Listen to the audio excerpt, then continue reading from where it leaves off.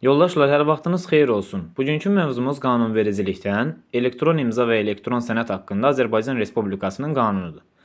Diqqətlə qulaq asın və bu cür videoların davamlı olaraq paylaşılmasını istəyirsinizsə kanalımıza abunə olub bildiriş butonunu açıq saxlamağı da unutmayın. Yoldaşlar, bildiyimiz kimi elektron imza və elektron sənəd haqqında qanun, qısaca olaraq desək bu qanun, elektron imzanın və elektron sənədin istifadəsinin, onların elektron sənəd dövriyyəsində tətbiq olunmasının təşkilati hüquqi əsaslarını və həmçinin də subyektlərin hüquqlarını müəyyənləşdirir və onların öz aralarında yaranan münasibətləri tənzim eləyir.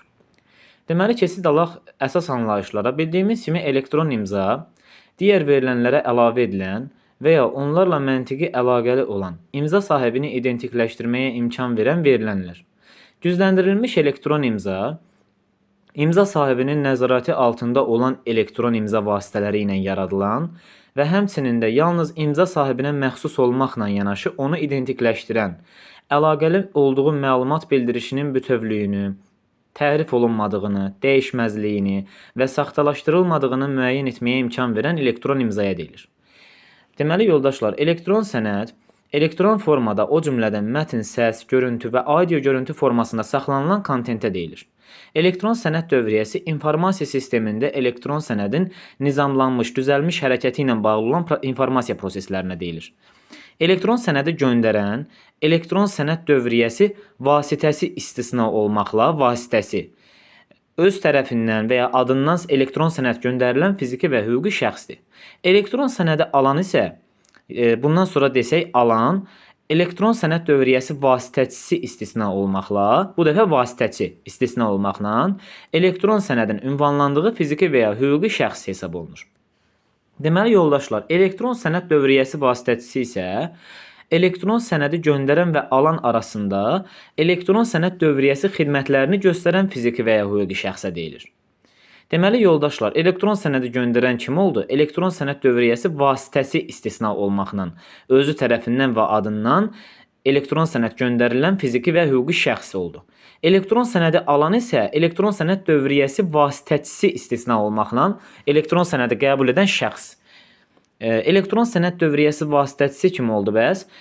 Vasitəçi isə elektron sənədi göndərən və alan arasında elektron sənəd dövriyyə xidmətlərini həyata keçirən şəxsdir. Hüquqi və ya fiziki şəxsdir.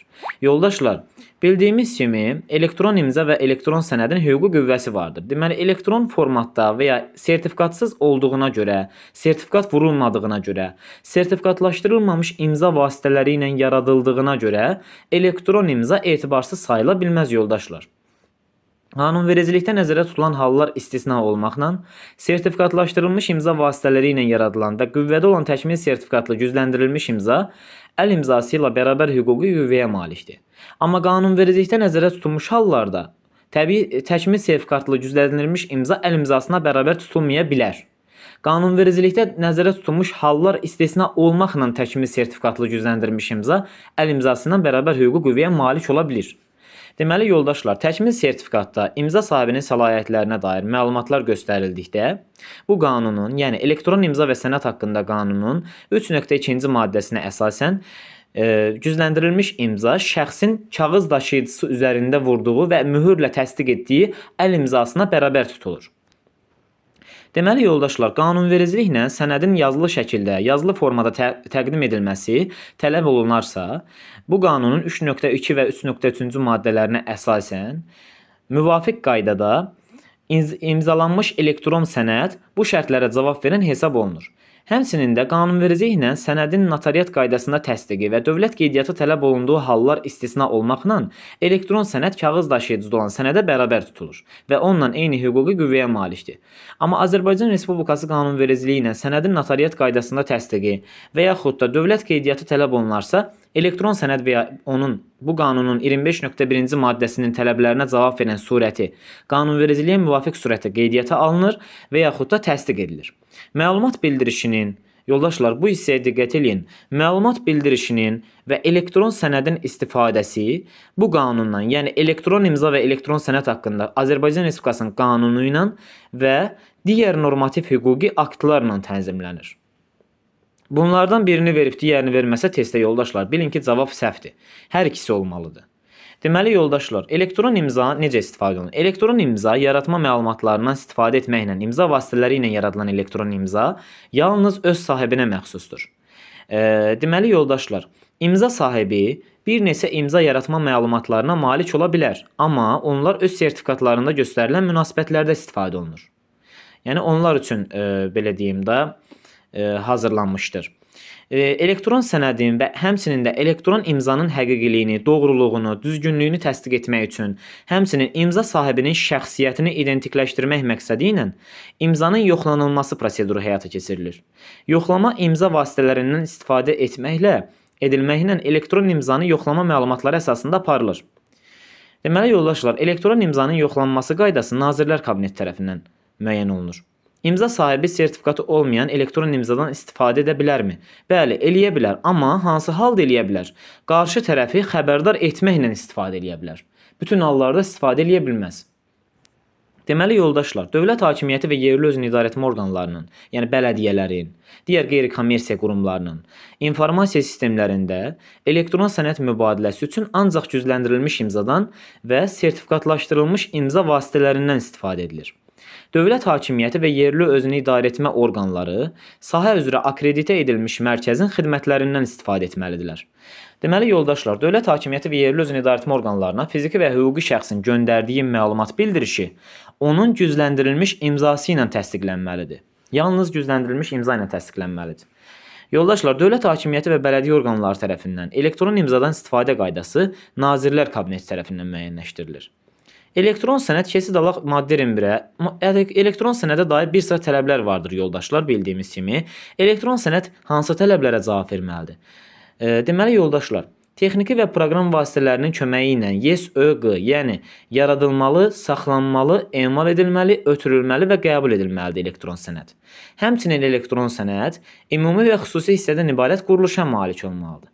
Elektron sənəd identikləşdirməyə imkan verən rekvizitlərə malik olmalıdır. Bundan başqa, elektron sənəd texniki və proqram vasitələrinin köməyi ilə əyani qavranılan şəkildə, vizual şəkildə təqdim olunmalıdır.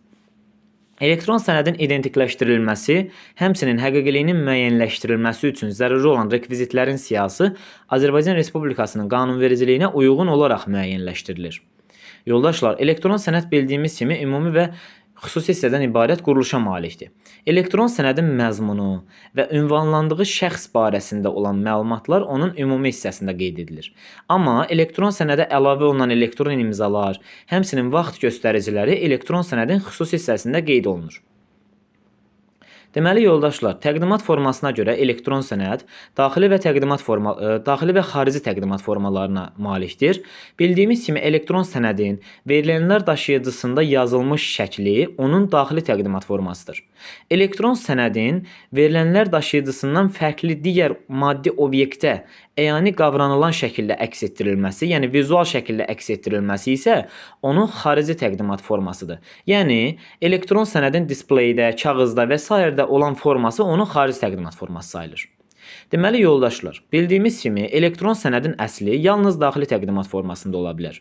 Elektron sənədin daxili təqdimat formasında da bir-biri ilə eyni olan bütün nüsxələr əsl hesab edilir və həmçinin də onlar bərabər hüquqi qüvvəyə malikdir. Elektron sənədin elektron formada surəti ola bilməz yoldaşlar. Elektron sənəd yalnız bir formatdan ibarətdir. Deməli yoldaşlar, eyni şəxs tərəfindən kağız daşıyıcıda və elektron formada tərtib olunan bir eyni məzmunlu sənədin hər biri müstəqil sayılır və bərabər hüquqi qüvvəyə malikdir. Bu halda kağız daşıyıcıda olan sənəd elektron sənədin surəti sayılmır. Elektron sənədin surəti onun kağız daşıyıcıda əks olunan xarici təqdimat formasının, həmçinin qanunverici ilə müəyyən olunmuş qaydada təsdiq edilməsi ilə hazırlanır. Elektron sənədin kağız daşıyıcısı olan nüsxəsində onun müvafiq olan elektron sənədin surəti olması qeyd edilməlidir mütləq qaydada. Yoldaşlar, elektron sənədin kağız daşıyıcıdan başqa digər maddi obyektdə olan və yaxud da kağız daşıyıcıdakı, lakin də müvafiq qaydada təsdiq olunan və yaxud da təsdiq olunmayan nüsxəsi onun surəti sayılmır. Təsdiq olunarsa nüsxə hesab oluna bilər, amma təsdiq olunmamış deyirsə nüsxə sayılmır yoldaşlar. Yəni nüsxə onun surəti sayılmır. Belə yadda saxlayın. Elektron sənədin əsli qanunun 25.1-ci maddəsinə əsasən, yəni bu maddəyə əsasən bu tələblərə cavab verən kağız daşıyıcı üzərində surəti eyni hüquqiyə malikdir. Bildiyimiz kimi elektron sənədin istifadə olunması və dövriyyəsi Azərbaycan Respublikasının qanunvericiliyi ilə və yaxud da elektron sənəd dövriyyəsi subyektləri arasında bağlanmış müqavilələr əsasında həyata keçirilir. Azərbaycan Respublikası qanunvericiliyində və bağlanmış müqavilədə elektron sənədlərin mübadiləsi qaydası və onunla bağlı olan texniki təşkilati tələblər, yəni sənədlərin mübadilə forması, sənədlərin düzgünlüyünün yoxlanma proseduru, sənədin alınmasının təsdiqlənməsi üçün məqbul hesab olunan müddət, zaman, forma və s. müəyyənləşdirilir. Elektron sənəd dövriyyəsinin sənədləşdirilməsi qanunvericiliklə müəyyən edilmiş kargüzarlıq standartları və qaydalar əsasında həyata keçirilir. Yadda saxlayın. Korporativ informasiya sistemində elektron sənədin istifadəsi və dövriyyəsi sistemin daxili normativ sənədləri ilə tənzimlənir. Yoldaşlar, şəxsən habelə başqasının adından, başqa hesabdan çıxış etmək səlahiyyəti olan hər hansı bir şəxs tərəfindən göndərilmiş və yaxud da özünün proqnozlaşdırdığı, hazırladığı qaydada fəaliyyət göstərən informasiya sisteminin avtomatik şəkildə ötürdüyü elektron sənəd göndərən tərəfindən göndərilmiş hesab edilir. Tərəflər arasında müqavilədə başqa hallar müəyyən olunmamışdırsa, alan qəbul etdiyi elektron sənədin həqiqiliyinin, düzgünlüyünün təsdiqlənməsi nəticəsində onu göndərənin yolladığına əmin olur. Yəni həqiqətən bəlli olur ki, onu sənədi göndərən şəxs həqiqətən də sənədi göndərib. O zaman istənilən və o cümlədən avtomatik vasitələr vasitəsilə alınmanı bir mənalı olaraq təsdiq eləyir və bu qaydada göndərəni məlumatlandırır. Deməli, yoldaşlar, alan bir sıra hallar var ki, elektron sənədi göndərən tərəfindən göndərilməmiş hesab edir. Bu hallar hansılardır, yoldaşlar? Elektron sənədin göndərilməməsi barədə, göndərilməsi yox ha, elektron sənədin göndərilməməsi barədə, elektron posta çatmadığı barəsində bildiriş almışdırsa, elektron sənəd göndərilməmiş hesab edilir. Elektron sənədin həqiqiliyi təsdiqlənməmişdirsə, elektron sənəd göndərilməmiş hesab olunur. Elektron sənədin həqiqiliyinin yoxlanması nəticəsində alana bəlli olubsa ki, qəbul olunmuş sənəd elektron sənəd başqa sənədin avtomatik təkrarıdır. Bu zaman elektron sənədi göndərən tərəfindən alan bu sənədi göndərilməmiş hesab edir. Deməli, yoldaşlar, tərəflər arasında müqavilədə başqa hallar müəyyən olunmayıbsa, alandan göndərənə təsdiqləmə çatana qədər elektron sənəd alınmamış hesab olunur. Yəni, təsdiq vurulmamış elektron sənəd alınmış hesab edilə bilməz. Təsdiqləmədə elektron sənədin tərəflər arasında razılaşdırılmış texniki tələblərə uyğun olması mütləq qaydada qeyd edilməlidir. Göndərənin göstərdiyi və yaxud da tərəflər arasında olan bağlanmış müqavilədə müəyyən olunmuş zaman ərzində təsdiqləmə alınmamışdırsa, göndərən bu barədə alanı məlumatlandırır və təsdiqləmənin göndərilməsi müddətini təyin edir. Deməli, yoldaşlar, elektron sənədlərin göndərilməsi, ötürülməsi və yaxud da alınması ilə bağlı münasibətlər istisna hal olmaqla elektron sənədlərin məzmunundan, onların alınmasının təsdiqlənməsindən irəli gələn digər münasibətləri tənzimləyir. Deməli, yoldaşlar, tərəflər arasında bağlanmış müqavilədə başqa hallar müəyyən olunmayırsa, bu zaman elektron sənədin göndərənin və yaxud da onun adından çıxış edən şəxsin nəzarətində olmayan informasiya sisteminə daxil olduğu vaxt yox ha, daxil olduğu an elektron sənədin göndərilmə vaxtı hesab olunur. Yəni, tarix və vaxtı hesab olunur. Tərəflər arasında müqavilədə başqa hal müəyyən olunmayıbsa, elektron sənədin alanın göstərdiyi şəkildə informasiya sisteminə daxil olduğu an elektron sənədin alınma vaxtı hesab olunur. Göndərilmə və alınma vaxtlarının mübahisəyə səbəb olacağı hallarda vaxt göstəricilərinin qeydiyyatı xidmətlərindən istifadə oluna bilər. Deməli, yoldaşlar, elektron sənədin saxlanma qaydaları vardır. Bunlar hansılardır? Deməli, elektron sənəd yaradıldığı, ötürüldüyü və qəbul edildiyi quruluşu saxlasın. Elektron sənəd onu göndərəni, alanı, göndərilmə və alınma vaxtını müəyyən etməyə imkan versin. Elektron sənəddə olan informasiya növbəti istinad üçün istifadə edilə bilsin. Elektron sənədin saxlanma müddəti kağız sənəd üçün nəzərdə tutulmuş müddətdən az olmasın. Qanunvericiliklə və tərəflərin razılığı ilə müəyyən edilən digər şərtlərə uyğun gəlsin. Deməli, yoldaşlar, elektron sənədin saxlanması maddəsi ümumiyyətlə zəruri olmayan elektron sənədlərə şamil edilmir. Deməli yoldaşlar, elektron sənədlərin saxlanılması üçün Azərbaycan Respublikasının qanunvericiliyinə müvafiq olaraq digər hüquqi və fiziki şəxslərin xidmətlərindən istifadə oluna bilər. Deməli yoldaşlar, elektron sənəd dövriyyəsi zamanı elektron sənədin mühafizəsi məqsədi ilə qanunvericiliyə müvafiq olan proqram və texniki vasitələrdən istifadə edilməlidir. Deməli yoldaşlar, elektron sənəd dövriyyəsində istifadə olunan informasiya sistem və şəbəkələrində mühafizə tədbirlərinin lazımi səviyyəsi bu sistem və şəbəkələrin mülkiyyətçisi tərəfindən təmin olunur. Yalnız bu sistem və şəbəkələrin mülkiyyətçisi tərəfindən təmin olunur yoldaşlar. Başqa cür mümkün deyil. Korporativ informasiya sistemlərində isə elektron sənəd dövriyyəsinin mühafizə tədbirlərinin lazımi səviyyəsi qanunvericiliyin tələblərinə müvafiq qaydada bu sistemin mülkiyyətçisi tərəfindən və iştirakçıların razılaşmasına uyğun təmin olunmalıdır.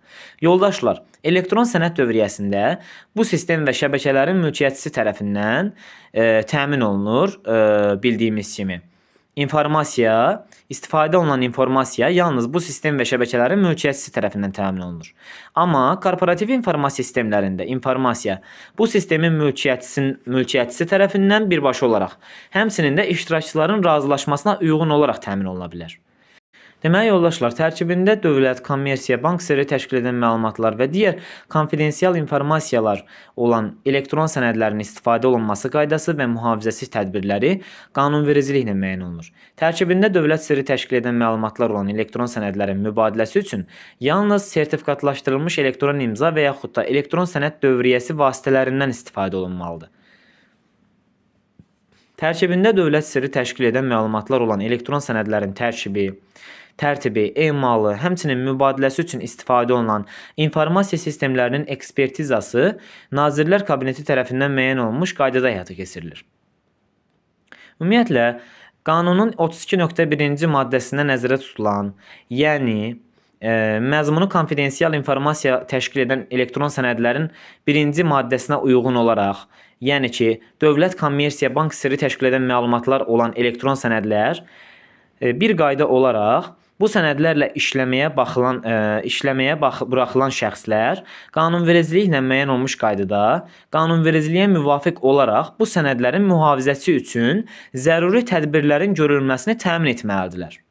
Yalnız qanunvericiliyə müvafiq olaraq bu sənədlərin mühafizəsi üçün zəruri tədbirlərin görülməsini təmin etməlidirlər. Deməli yoldaşlar, tərəflər arasında bağlanan müqaviləyə əsasən elektron sənəd dövriyyəsini yəni elektron sənədin göndərilməsi, alınmasını həyata keçirən subyektlər, hər hansı bir hüquqi şəxslər konfidensial informasiya məzmunlu elektron sənədlərə müraciət və onların mühafizə üsullarını qanunvericiliyə uyğun olaraq özləri müəyyənləşdirməlidirlər, özləri müəyyən edirlər.